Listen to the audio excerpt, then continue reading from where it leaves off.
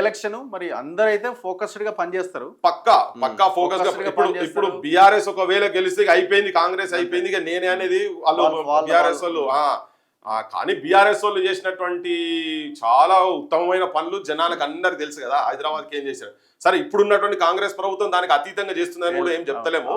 వీళ్ళకి అంతే ఉన్నారు, ఆ గొంగడి కదే గీ గొంగడి కదే. కానీ ఇక్కడ ఏంటంటే నవీన్ రూపకంగా ఐ థింక్ కొంచెం అది కాంగ్రెస్ కే అడ్వాంటేజ్ అవుతుంది అనే వ్యక్తి. పర్సనల్ గా మీరు తనతో మాట్లాడినప్పుడు తన ఆలోచనలు ఎట్లా ఉంటాయి అంటే బేసిక్ గా నాకు నవీన్ తో వ్యక్తిగతంగా పరిచయం ఉంది, మాట్లాడుతుంటాడు కూడా. అంటే ఏదో ఒక నేర్చుకోవాలి, నేను ఏదో చేయాలనేది మాత్రం తాపత్రయం నవీన్ లోపల కనబడుతుంటది. ఇప్పుడు కలిసినప్పుడు అలా మాట్లాడినప్పుడు అలా అన్న గదేంది, అన్న గిదేంది, గిది ఎట్లుంటది, గది ఎట్లుంటది అంటే మూమెంట్లో మనం చాలా సీరియస్ గా ఇన్వాల్వ్ అయినా కాబట్టి అడుగుతా ఉంటుంటాడు.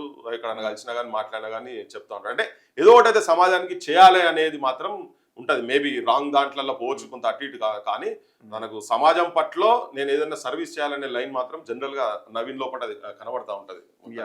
నాకు మిగతా దీపక్ రెడ్డి గోపీనాథ్ తోని నాకు వాళ్ళకి లేదు. కాకపోతే గోపీనాథ్ అనేటైనా ఫస్ట్ నుంచి సమైక్యవాదే కనుక సో మనకు ఇంటర్నల్ గా వ్యతిరేకత భావన డెఫినెట్ గా ఉంటది.